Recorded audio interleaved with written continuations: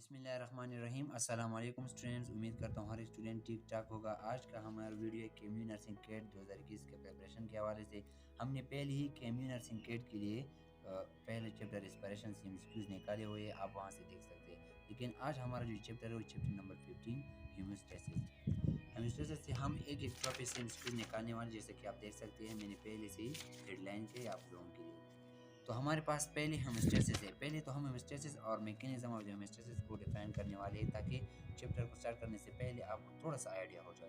What is homeostasis? Homeo mean same stasis mean condition, यानी कि animal body की वो खसूसियत जिसकी वजह से वो इंटरनल माहौल को या इन्वायरमेंट को वो कांस्टेंट रखने की कोशिश करता है, तो इसको हेमोस्टेसिस कहा जाता है। तो हमारे पास मैकेनिज्म किस तरह का हो सकता है haemostasis?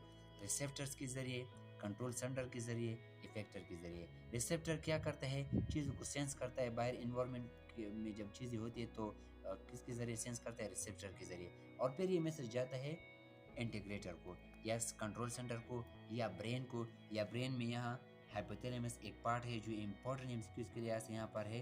Hypothalamus in brain is a body thermostat. तो ये इज अ बॉडी थर्मोस्टेट है, यानी कि हाइपोथैलेमस ऐसा काम करता है, इज अ थर्मोस्टेट। ये कंट्रोल करता है टेम्परेचर को, ऑन करता है टेम्परेचर को या ऑफ करता है। तो आप इस तरह इसको समझ सकते हैं।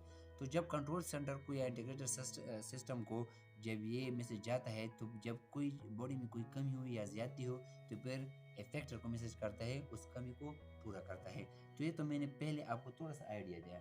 अभी मैं आपको यहाँ पर नेगेटिव फीडबैक मैकेनिज्म के बारे में बताना चाहता हूँ। आप तो नेगेटिव फीडबैक मैकेनिज्म के बारे में जानते होंगे, लेकिन मैं आपको बताना चाहता हूँ कि एडीएच हार्मोन जो है, एंटीडायरेटिक हार्मोन जो है, ये हार्मोन वाटर को रेगुलेट करता है, वाटर को बैलेंस करता है। तो ये किस में आता है? ये एग्जांपल नेगेटिव फीडबैक मैकेनिज्म में। बहुत ही इंपॉर्टेंट एमसीक्यूज के लिहाज से।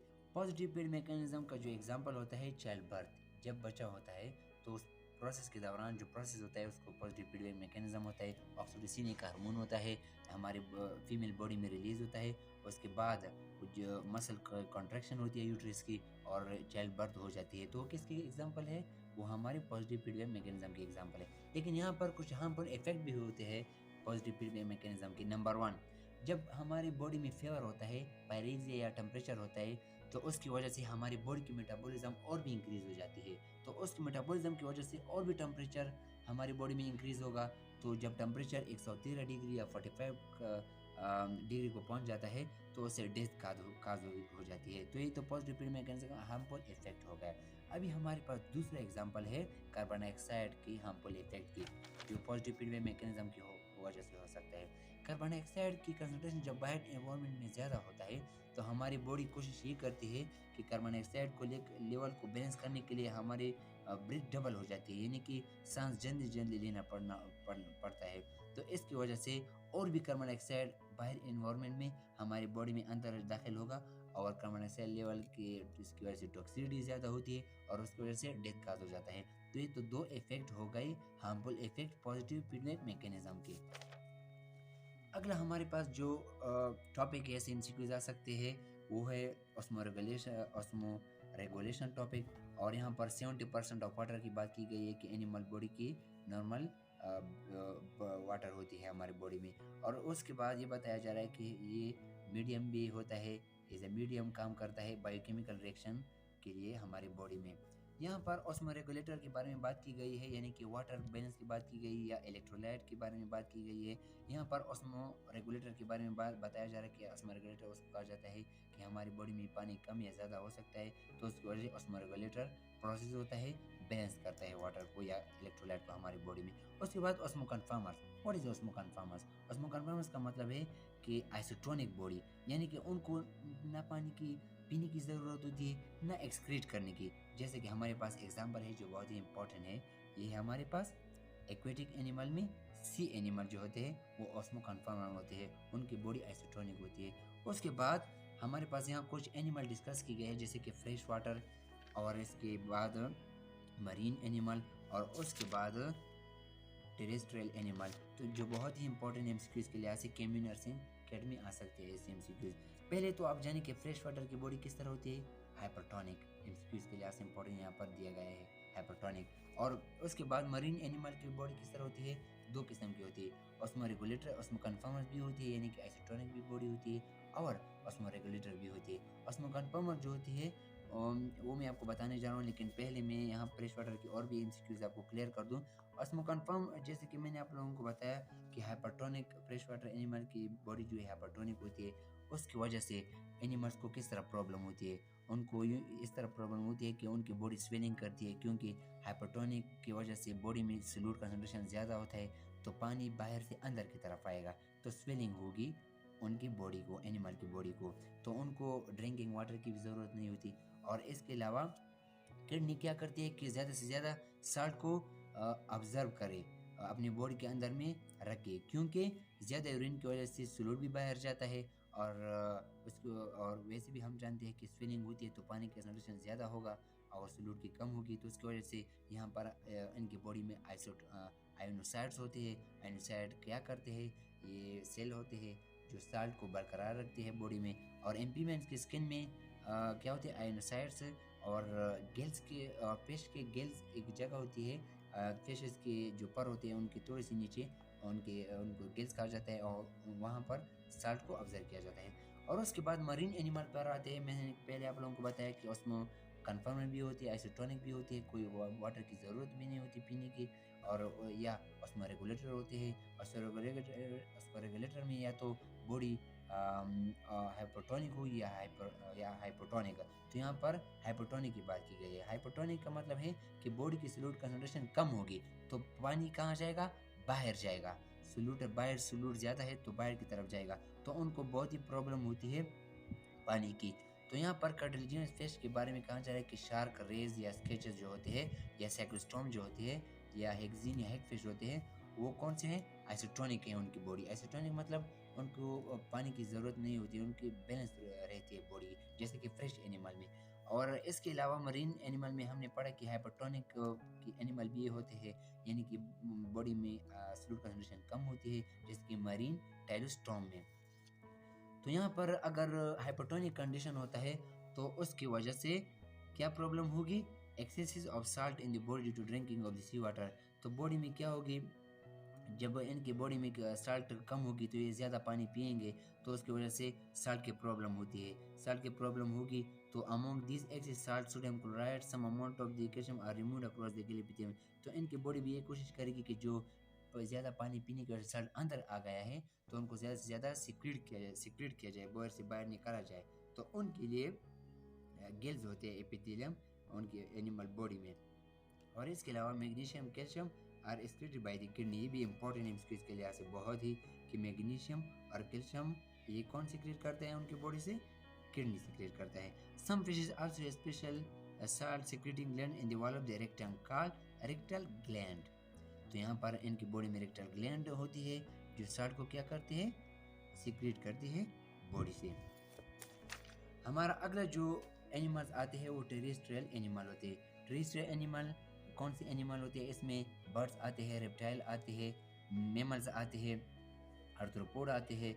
और आर्थ्रोपोड तो इनको क्या होता है, डिहाइड्रेशन की प्रॉब्लम होती है, बॉडी स्वेटिंग करती है, तो बॉडी से ज़्यादा डिहाइड्रेशन होती है, तो इसके लिए आर्थ्रोपोड इन स्पीशीज के लिहाज से इंपॉर्टेंट है। वो काइटिनस से एक्सोस्केलेटन है, और हमारी जो बॉडी में वर्टेब्रेट जो होते हैं जैसे कि ह्यूमन बींग, उनमें केराटिनाइज होते हैं, बहुत ही इंपॉर्टेंट है स्पीशीज के लिहाज से। तो इस तरह की जो टॉलरेंस है, यानी कि जो बर्दाश्त करते हैं, इनको हाइड्रोबायोसिस कहा जाता है। और मैं आपको बताऊं कि ये मेटाबॉलिक और बिहेवियरल एडेप्टेशन करते हैं, यानी कि हम खाते हैं पीते हैं, उसकी वजह से टेम्परेचर या वाटर को बरकरार रखने की कोशिश करते हैं, तो ये एनहाइड्रोबायोसिस भी इसे कहा जाता है। यहाँ पर जो इंपॉर्टेंट एमसीक्यूज है वो यहाँ पर 90% का है। 90% यहाँ पर बात बताई जा रही है कि 90% ऑफ वाटर जो है ये मेटाबॉलिक वाटर होता है, यानी कि सेलुलर ऑक्सीडेशन से, यानी कि हमारी बॉडी में मेटाबॉलिक प्रोसेस होता है, और उसकी वजह से हमारी बॉडी में वाटर रिलीज होती है। तो ये क्या होता है, टेरेस्ट्रियल एनिमल की खसूसियात है। यहाँ पर ये भी इंपॉर्टेंट है कि kangaroo rat is the master of the water conservation in the desert. ये भी इंपॉर्टेंट है कि कैंगरू रैट जो है ये master of the water conservation है, कि बहुत दिनों तक ये रह सकता है बगैर किसी पानी की ज़रूरत के, तो ये इंपॉर्टेंट है। एक्सक्रीशन पर आते हैं। यहाँ पर तो हमने बात की कि उसमें रेगुलेशन किस तरह होता है, यानी कि वाटर की जो बैलेंसिंग है वो किस तरह होती है। अभी हम एक्सक्रीशन, वाटर को एक्सक्रीट किस तरह किया जाता है और सॉल्ट को किस तरह एक्सक्रीट किया जाता है, तो हमारे पास एक्सक्रीशन स्टार्ट होता है। एक्सक्रीशन में आता है, कहा जा रहा है कि यहाँ पर नाइट्रोजीनियस कंटेनिंग वेस्ट है, यानी कि अमोनिया सबसे ख़तरनाक है, और दूसरे नंबर पर यूरिन है, और तीसरे नंबर पर यूरिक एसिड है। आगे हम इसको डिटेल में पढ़ने वाले हैं। नाइट्रोजन कंटेनिंग ग्रुप है, ये कहाँ से आता है, प्रोटीन के मेटाबॉलिज्म से, न्यूक्लिक एसिड मेटाबॉलिज्म से, और जो सिक्रेट करते हैं अमोनिया, कौन से पेश आते हैं इसमें इंपॉर्टेंट एमसीक्यूज के लिहाज से, इसमें आते हैं बोनी पेशेज।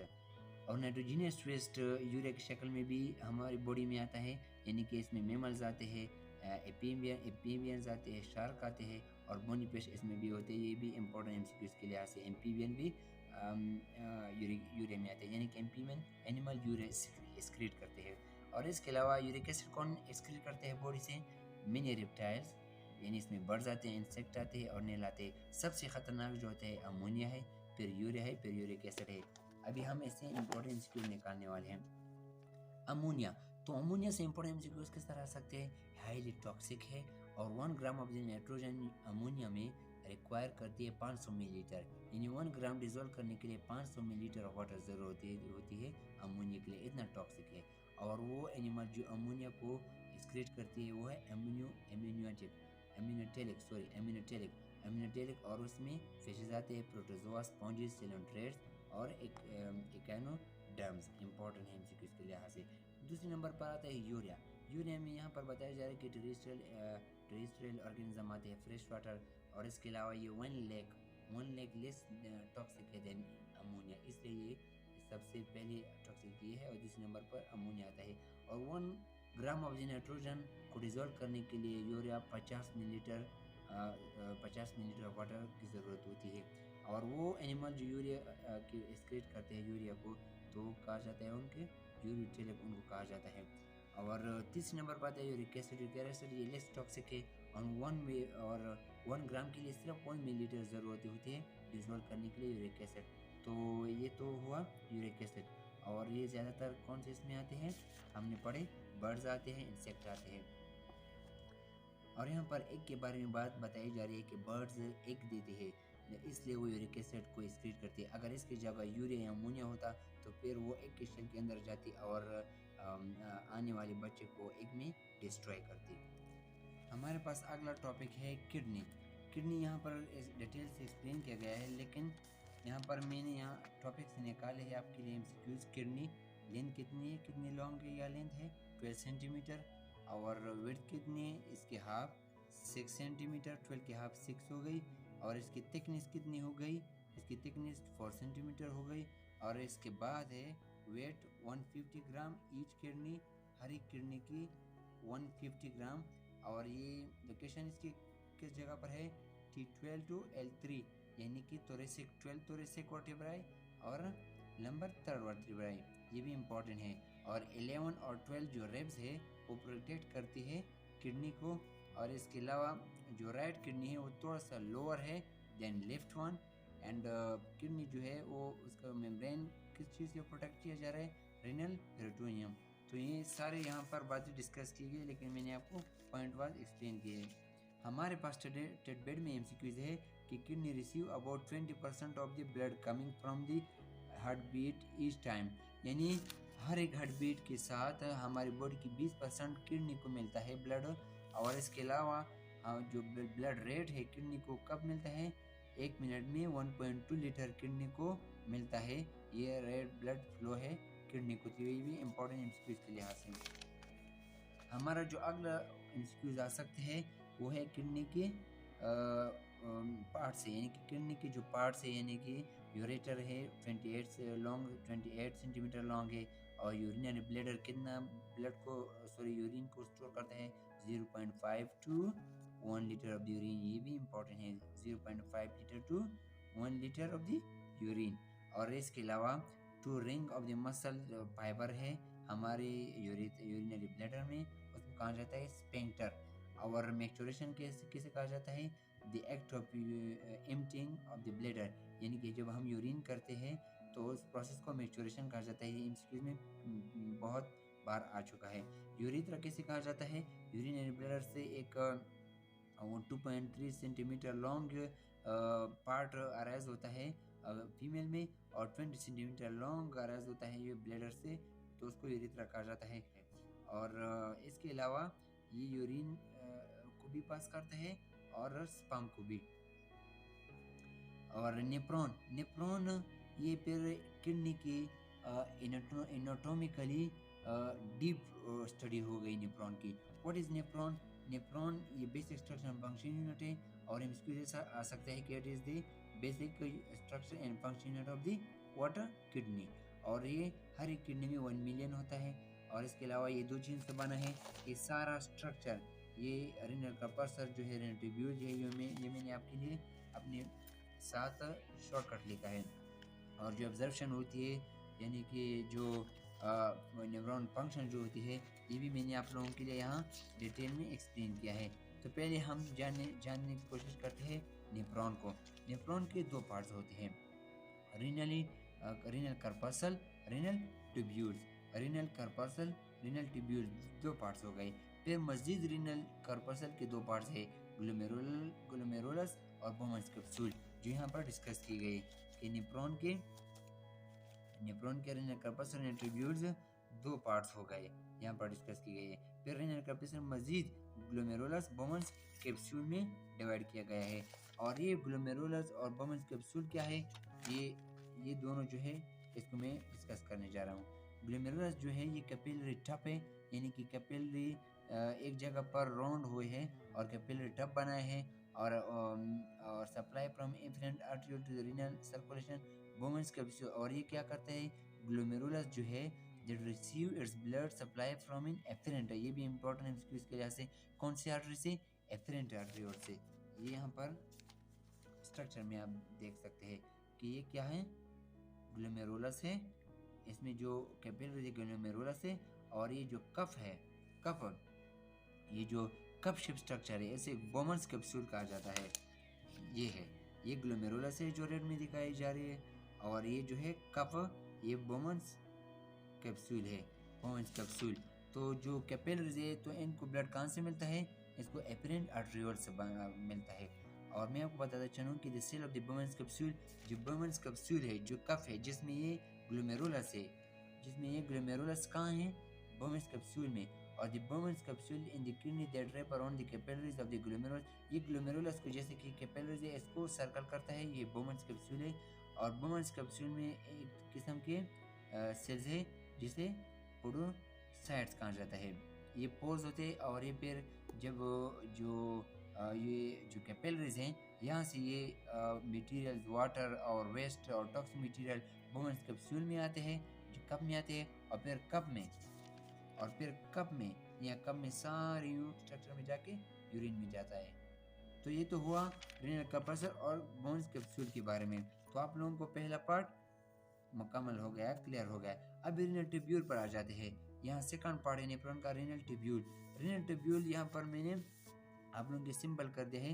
रीनल ट्यूब्यूल की proximal community tubule first part है, और सेकंड पार्ट जो है रीनल ट्यूब्यूल का लूपा बहेनले है, और थर्ड जो पार्ट है डिस्टल कम्युनिटी ट्यूब्यूल, और फोर्थ जो लास्ट पार्ट है कलेक्टिव डक्ट। ये किसका पार्ट है, ये renal tubules, renal milk kidney tubule. तो यहाँ पर डिस्कस किया गया है।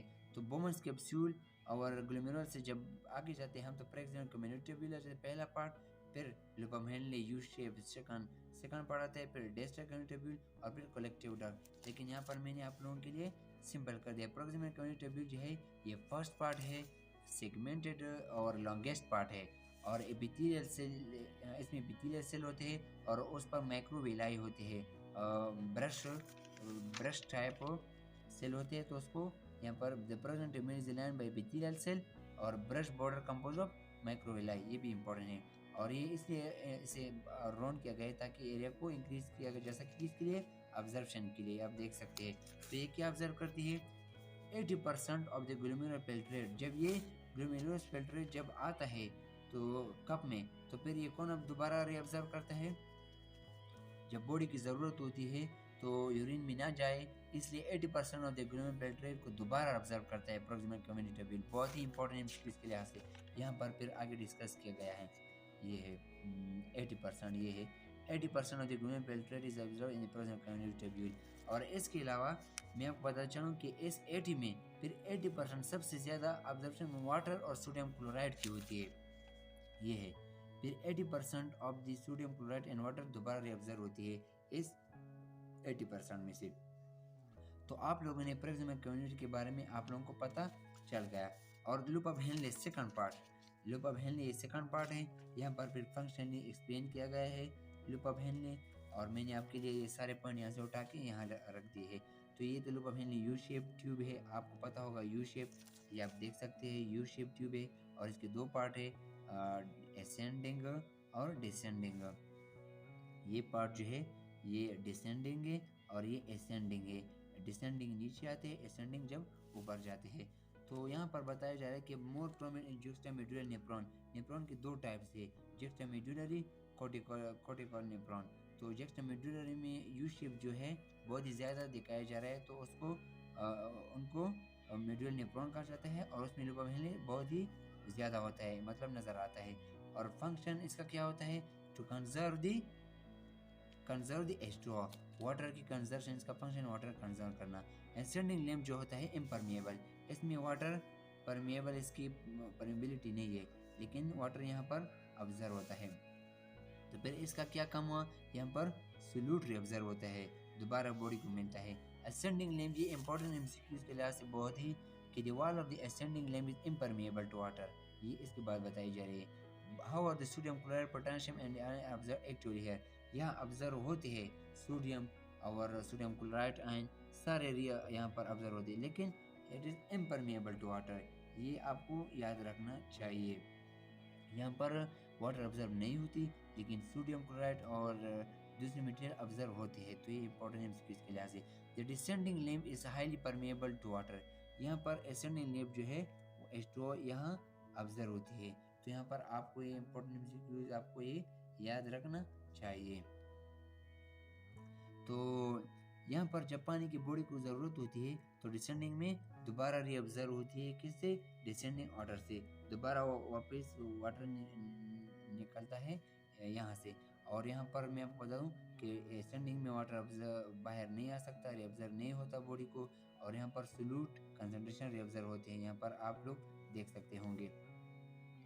और इसके अलावा लूप ऑफ हेनले जो है उसके बाद आता है, ये बात फिर हमें बताया कि descending limb is highly permeable to water, ये तो हमने यहाँ पर पढ़ा कि डिसेंडिंग जो भी है वाटर को हाई परमिएबल है, वाटर रिअब्जर्व हो सकती है दोबारा वापस बॉडी को।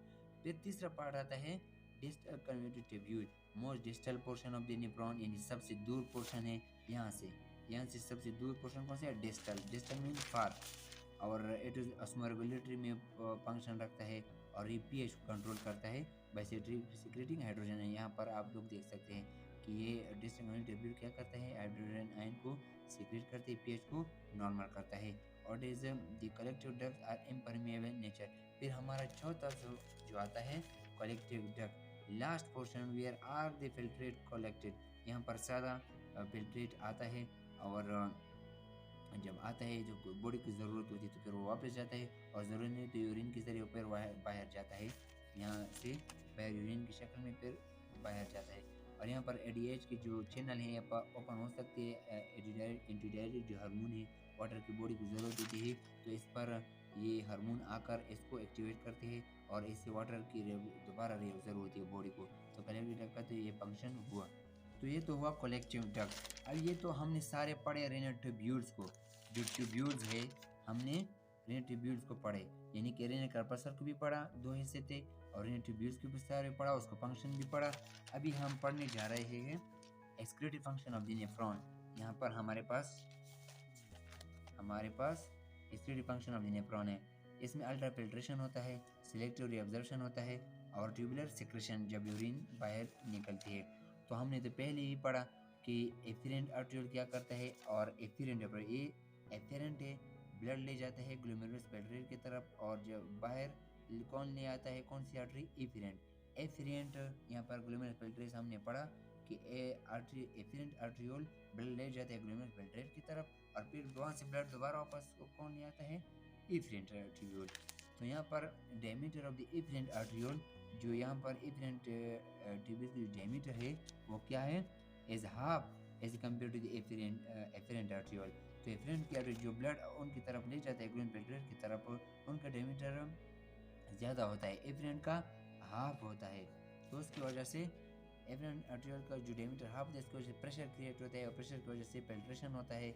यहाँ पर यदि आप देख सकते हैं ये ग्लूमेरुलर पेल्ट्रेट है, ये एफरेंट आर्ट्रियोल है, यहाँ से एफरेंट ब्लड वापस जाता है बॉडी को, और जब आप ब्लड आते हैं तो यहाँ पर फिल्ट्रेशन होती है और कप में ग्लोमेरुलर पेल्ट्रेट सॉरी बोमस कैप्सूल में कप में, फिर ये यूरिन की शक्ल में यहाँ से बाहर जाता है, यहाँ से बाहर जाता है।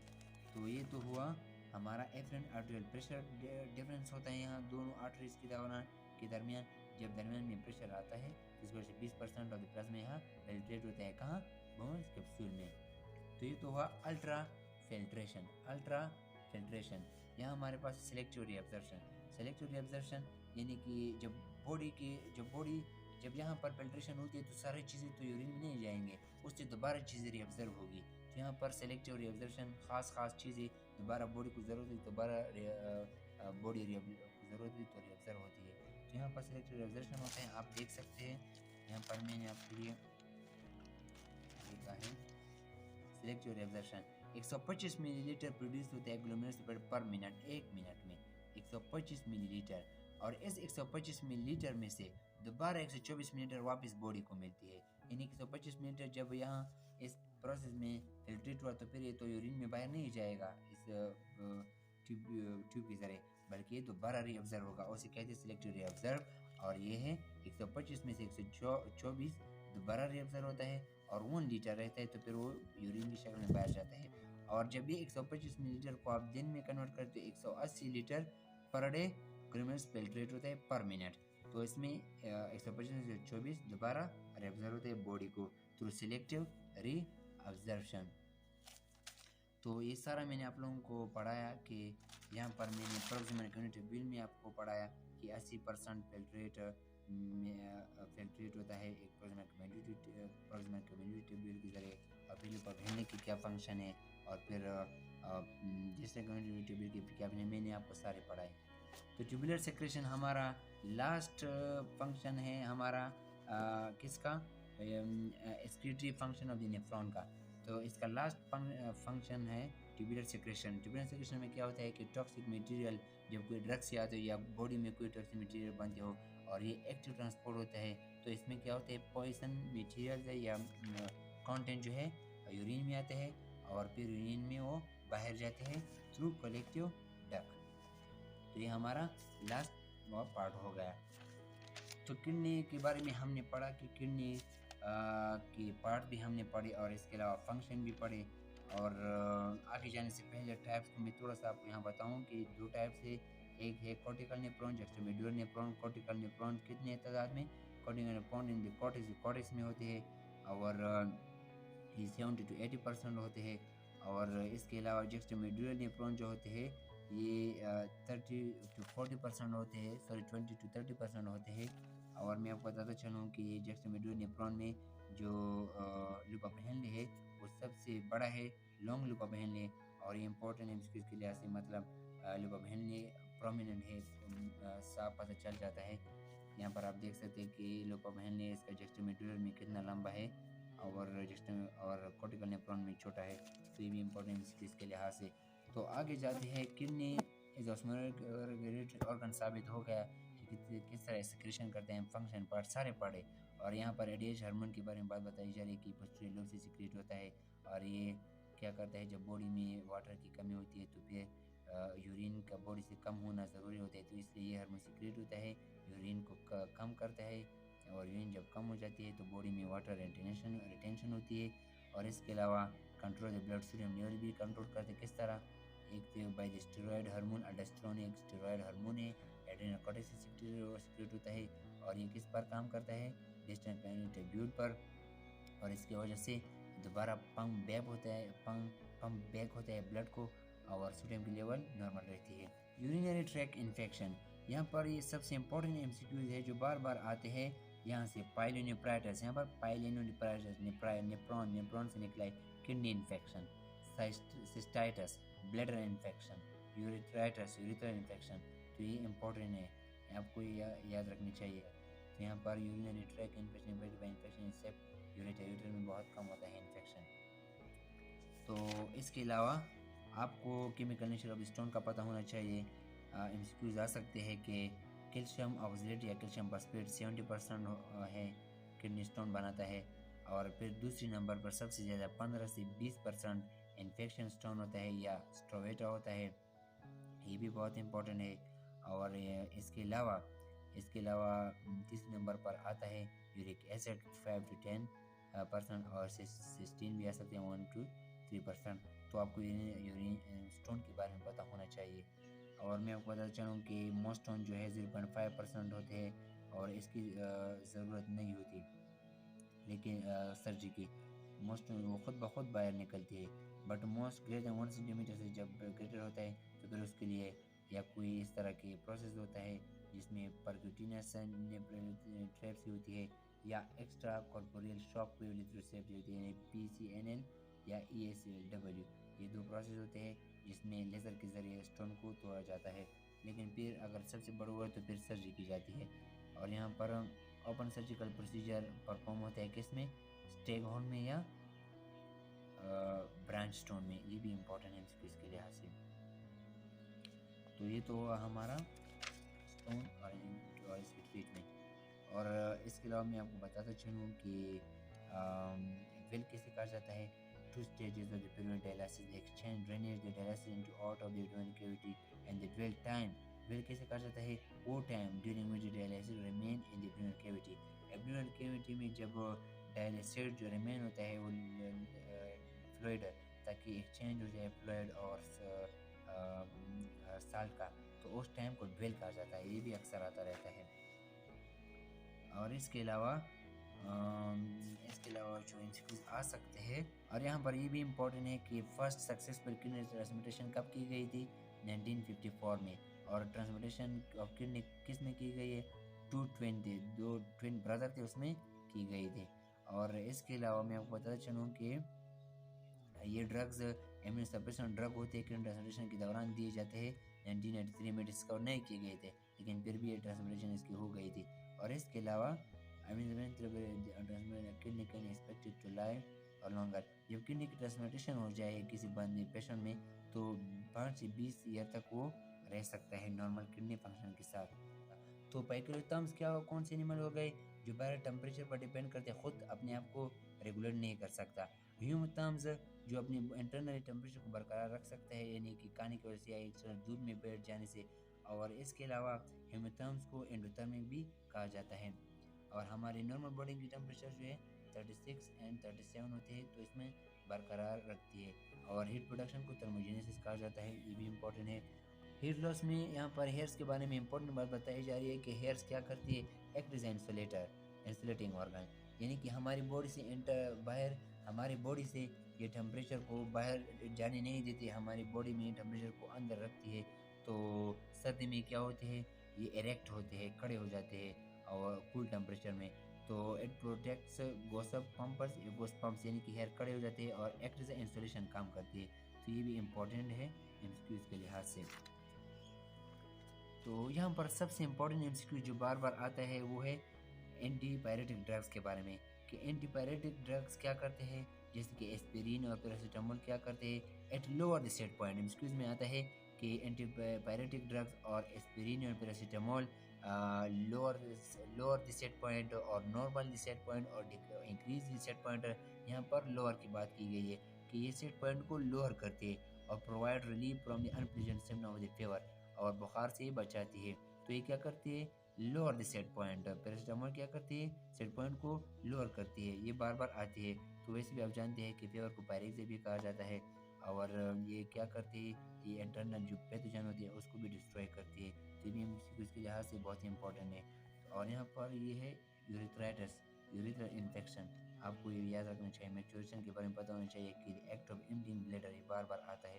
तो उम्मीद करता हूँ कि आपको ये वीडियो बहुत पसंद आएगी, आपने बहुत कुछ सीखा इससे। अगर आपको वीडियो पसंद आई हो तो वीडियो को लाइक करना और अपने दोस्तों के साथ शेयर करना ताकि उनको भी फ़ायदा हो। अपना बहुत ख्याल रखिएगा और मेरे चैनल का भी। अल्लाह हाफिज़।